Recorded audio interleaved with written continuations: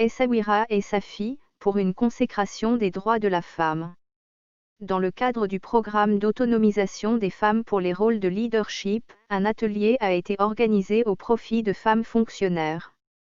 Un atelier dédié à l'accompagnement de l'action des femmes fonctionnaires et des femmes membres des instances de l'équité, de l'égalité des chances et de l'approche genre, IECAG, dans les collectivités territoriales des provinces d'Essaouira et de Safi a été organisé, du 1er au 3 octobre, dans la cité des Alizés.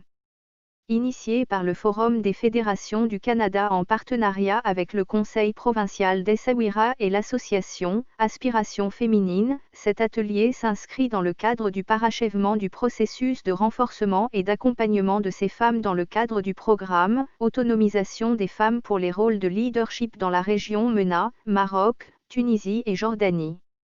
La première journée de cet atelier a été marquée par une rencontre de communication organisée au siège du Conseil provincial d'Essaouira, en présence de la présidente du Forum des fédérations du Canada au Maroc, d'experts de cette organisation, du président du Conseil et de la directrice générale des services, ainsi que de plusieurs femmes fonctionnaires.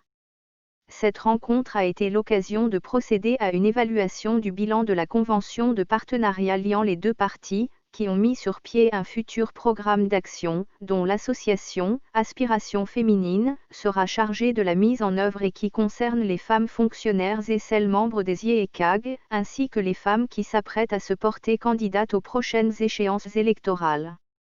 La deuxième journée a été ponctuée par une rencontre avec 20 femmes fonctionnaires et membres des dites instances, qui s'est déroulée dans le strict respect des mesures préventives et sanitaires pour endiguer la propagation de la pandémie. Lors de la troisième journée, les participantes ont procédé à une auto-évaluation objective du programme « Autonomisation des femmes pour les rôles de leadership dans la région MENA, Maroc, Tunisie et Jordanie, en termes d'impact sur la gente féminine et de renforcement de ses capacités pour accéder aux postes de décision et influencer sur les politiques publiques ». À cette occasion, nombre de participantes ont fait part de leur grande satisfaction après avoir bénéficié de ce programme qui les a incitées à entreprendre une série d'initiatives individuelles et collectives visant l'amélioration de la situation des femmes et la protection et la consécration de leurs droits fondamentaux.